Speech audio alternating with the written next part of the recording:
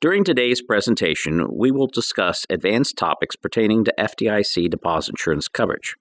While prior participation in one of our seminars titled Fundamentals of Deposit Insurance Coverage Seminars is not a prerequisite, we will be building upon topics discussed during that seminar.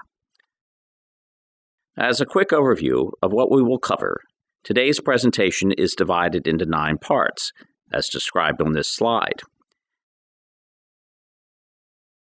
Part 1, General Principles of Deposit Insurance. As a quick refresher from our 2016 Fundamentals of Deposit Insurance Coverage seminar, in order to determine deposit insurance coverage, it is critical to ask and answer the following 3 questions. First, who owns the funds? Second, what ownership category is the depositor eligible to use or attempting to use? And finally, does the depositor meet the requirements of that category? FDIC regulations provide for up to 9 different primary categories of deposit insurance coverage, and therefore this means up to 9 different ways to get separate deposit insurance coverage. For today's presentation, I will be discussing the 3 categories on the right side of this slide.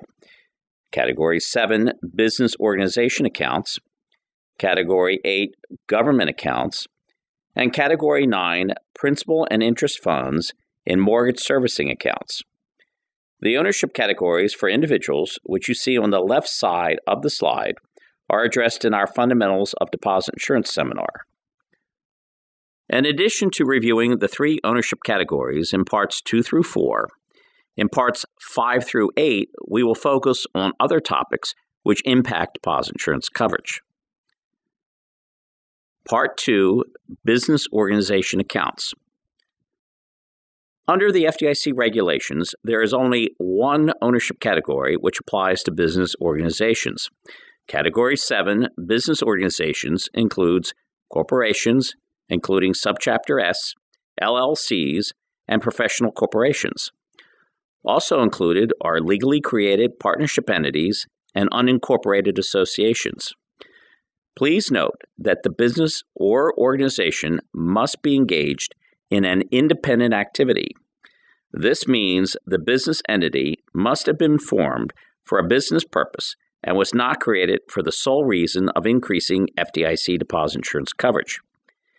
Typically, the existence of separate business entities is supported by organizations with separate tax identification numbers and a separate charter or bylaws. But please note, corporations will sometimes obtain separate tax identification numbers for different divisions within the same corporate entity. This would not provide for separate deposit insurance coverage. Coverage for business organizations is up to $250,000 per legal entity engaged in an independent activity. It is important to note that the existence of multiple signers does not increase coverage. Also, a separate business purpose for funds owned by the same legal entity does not increase or create separate coverage. Part 3, Government Accounts. Our 8th ownership category is titled Government Accounts, or sometimes they are referred to as Public Unit Accounts. As with business entities, there is only one category that applies to government accounts. So what is a government account? A government account is a deposit placed by an official custodian of a government entity, including federal, state, county, municipality, or political subdivision. Who is considered an official custodian? An official custodian is an appointed or elected official who has plenary authority, including control or decision-making authority over funds in the account owned by the public unit.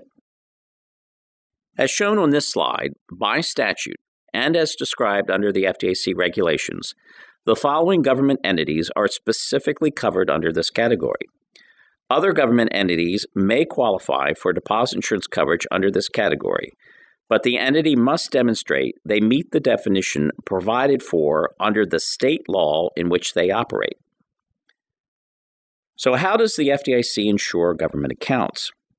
Coverage for this ownership category depends on the type of deposit and the location of the bank. If the public unit is located in the same state as the bank, then the official custodian for the government entity is insured for up to $250,000 for the combined amount of all time and savings accounts, and in addition, up to $250,000 for all demand deposit accounts, including both interest-bearing and non-interest-bearing demand deposit accounts. Please note that in-state coverage includes a branch office of an FDIC-insured bank located in the same state as the government entity. If the public unit is located in a different state than the bank, the official custodian is insured for up to $250,000 for the combined total of all deposit accounts. Please note that multiple signers for a government entity does not mean that each signer qualifies as an official custodian. We have included on this slide a chart on the distinction between NOW account and interest-bearing demand deposit accounts. Many depositors and bankers confuse these two accounts and assume that a NOW account is an interest-bearing demand deposit account. This is a misunderstanding that we encounter since the repeal of Reg Q in 2010, which now permits the payment of interest on demand deposit accounts. Understanding the distinction between interest-bearing demand deposit accounts and NOW accounts is critical for deposit insurance coverage under Category 8 government accounts.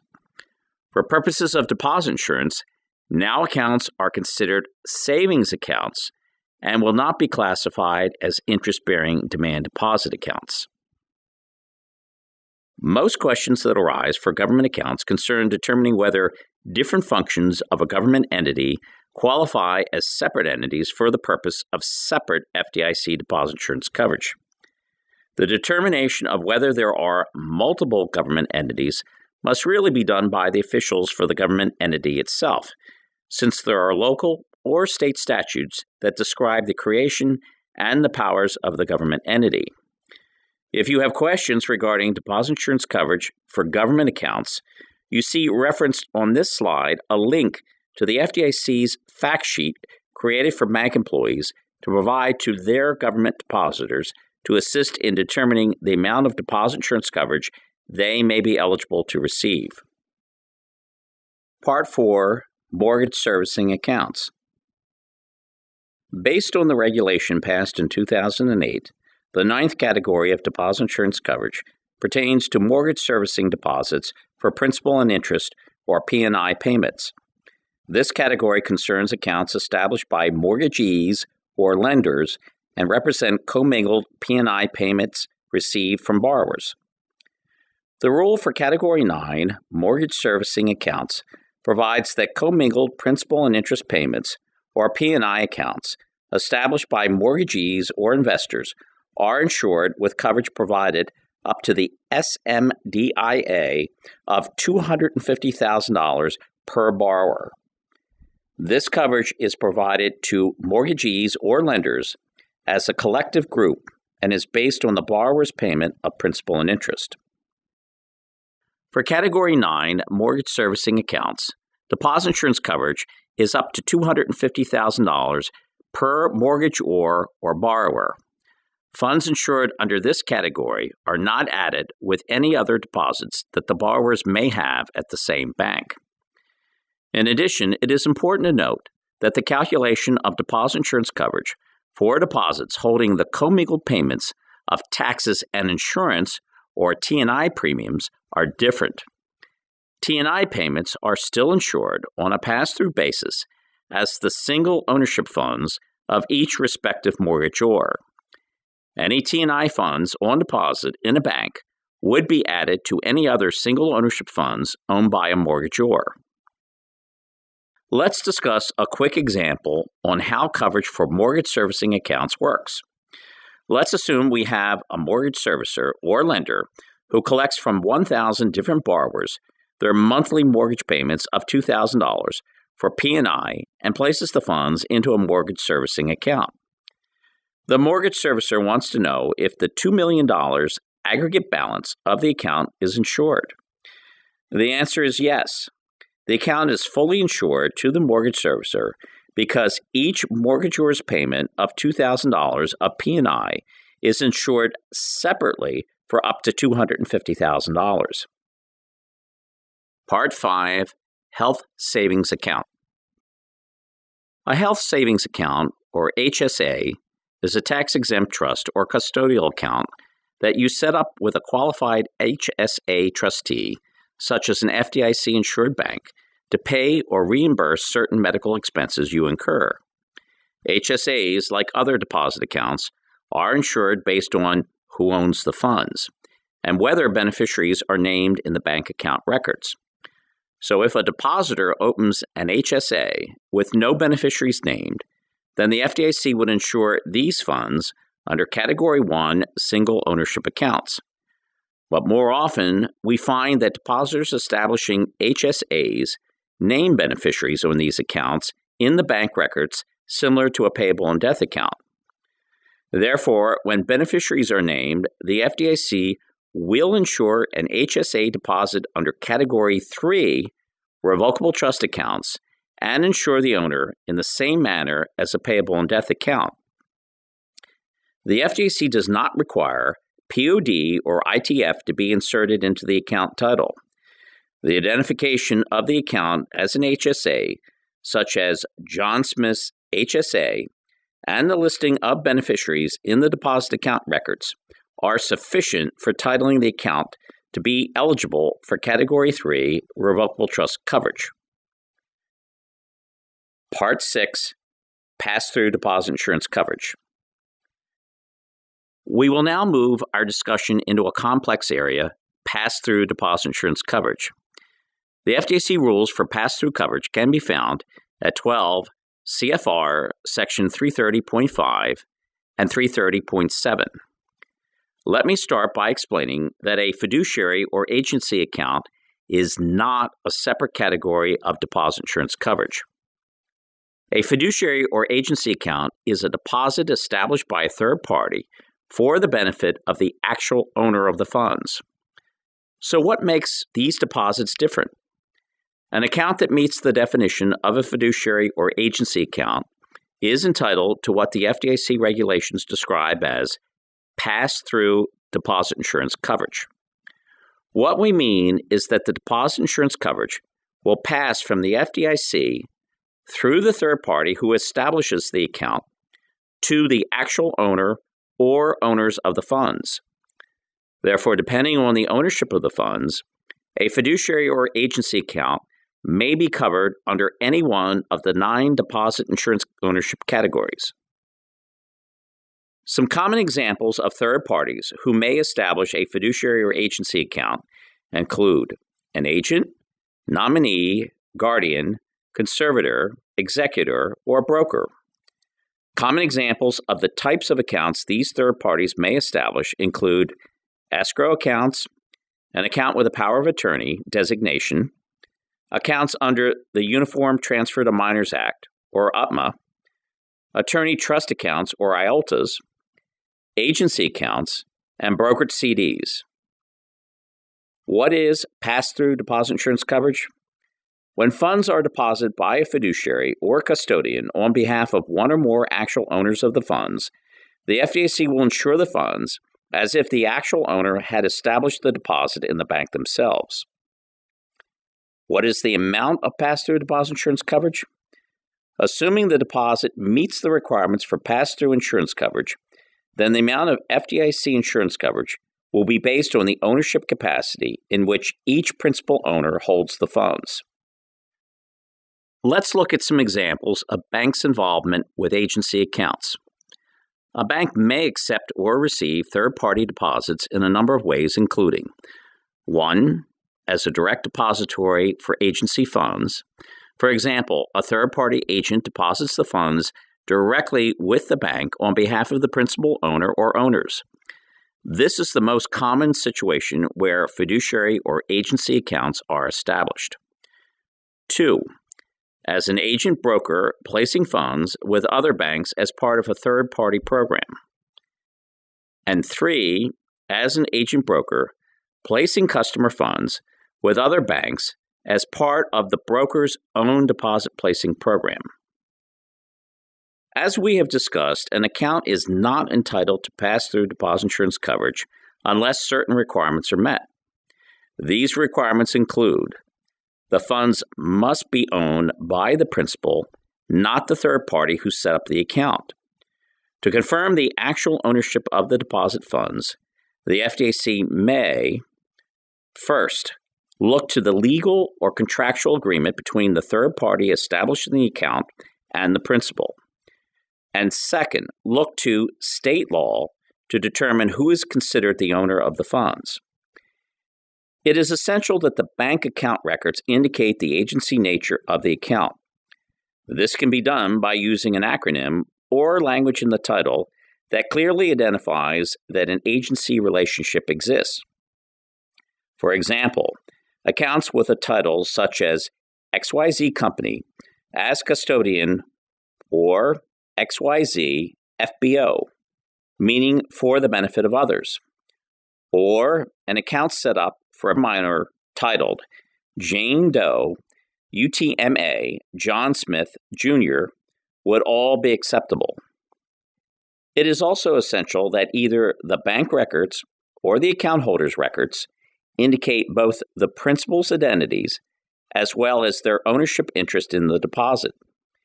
Typically, it is a third party who establishes the fiduciary or agency account and who maintains the specific information about the principal owners and their ownership interest outside the bank records.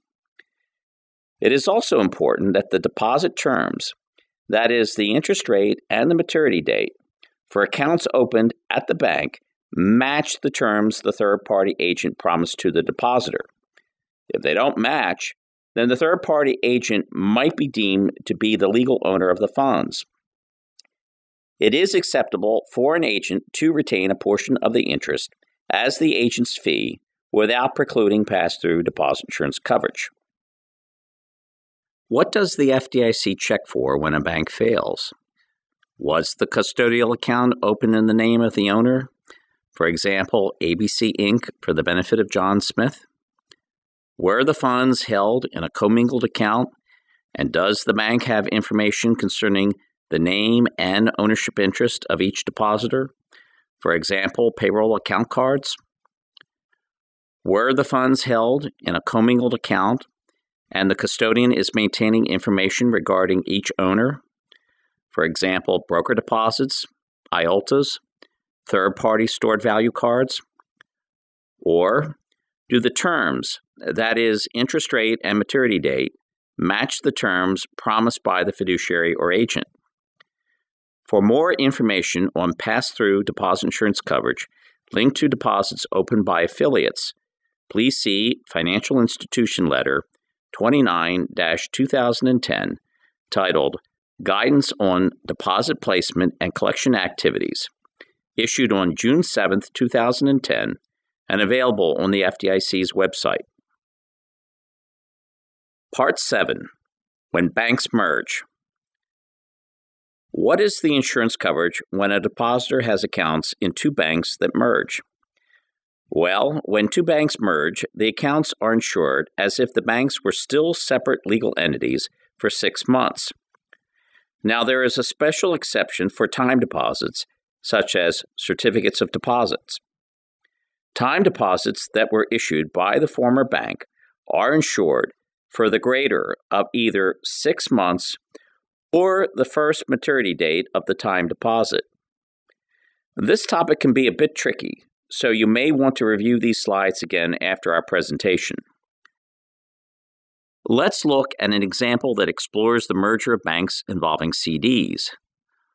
We will refer to our two banks in this example as acquiring bank and bank sold.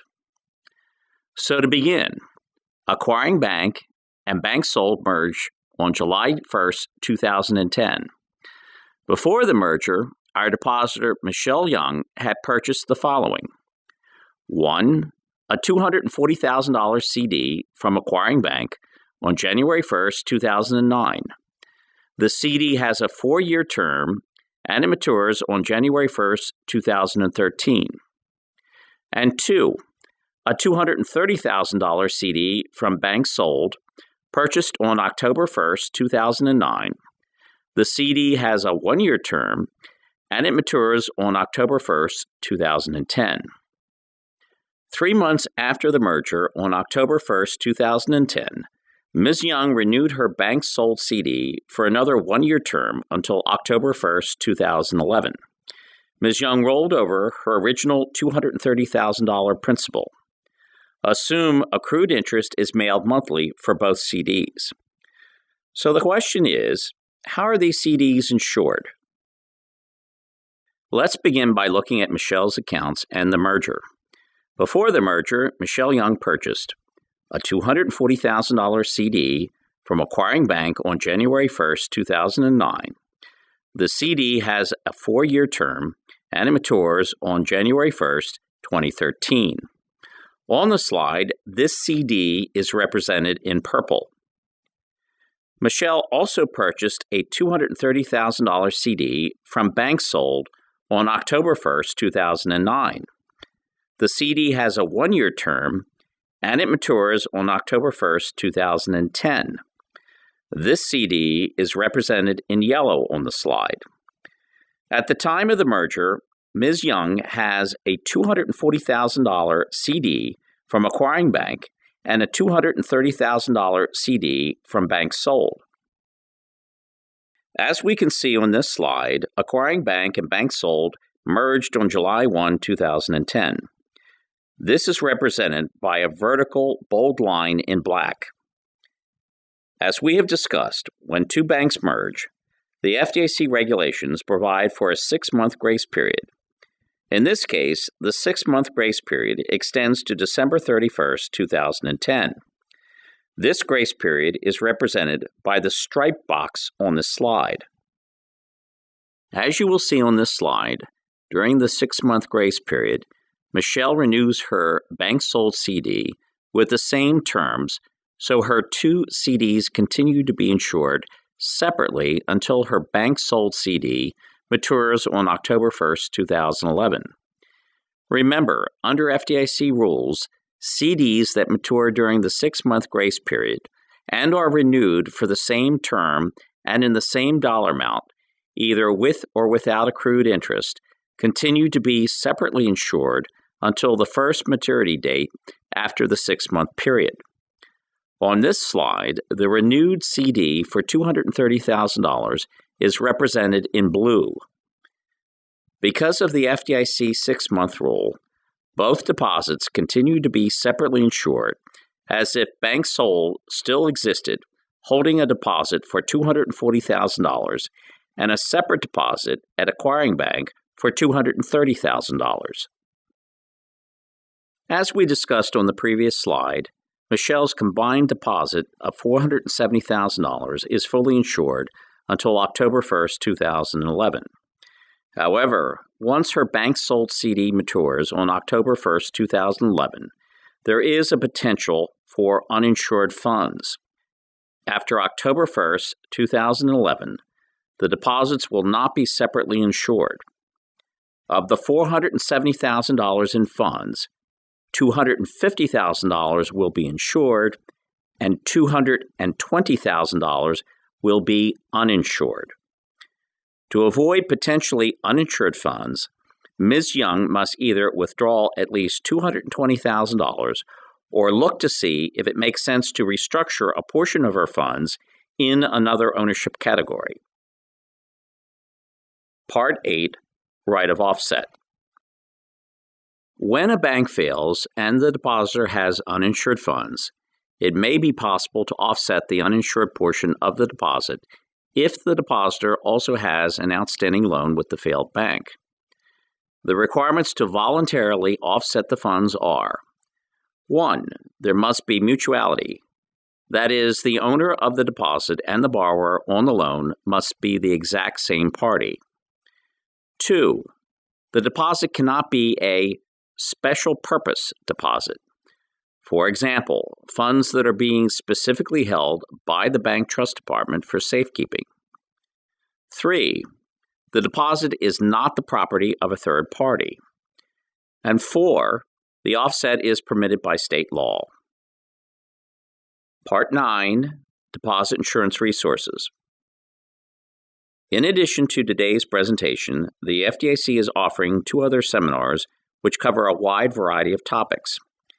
As you will see on the left side of this slide, in 2016, the FDIC will offer a seminar exclusively on revocable trust accounts, covering complex scenarios for revocable trust accounts with more than $1,250,000 and 6 or more beneficiaries receiving unequal interests. On the right side of the slide, you will see the other seminar, which the FDIC is offering in 2016, which is called Fundamentals of Deposit Insurance Coverage. This seminar will discuss the 9 most common deposit insurance ownership categories. The FDIC's website, located at www.fdic.gov, is an excellent resource for bankers as well as any depositor or other interested party who is looking for information about FDIC deposit insurance coverage. The FDIC is constantly updating this website with current deposit insurance information whenever there is a statutory or regulatory change affecting deposit insurance coverage. Among the resources most accessed is the FDIC's Electronic Deposit Insurance Estimator, or EDI. This is an excellent tool to help calculate a depositor's insurance coverage based on either existing accounts in a bank or to check the amount of potential deposit insurance coverage that may be available based on a hypothetical scenario. In addition, the FDIC has written a number of deposit insurance guides available both online as well as hard copy. These include Your Insured Deposits, which is also available in a large print version. These brochures and other resources are available on FDIC's Deposit Insurance Coverage webpage. If you are interested in ordering deposit insurance materials, including our brochures, videos, or FDIC signage, please go to the link provided on this slide and visit the FDIC's online product catalog. These materials are all available free of charge. Finally, the most important resource is the FDIC's toll-free number. If you have any questions about deposit insurance coverage, please call the FDIC at 1-877-ASK-FDIC or 1-877-275-3342. This concludes our presentation. I want to thank you for participating.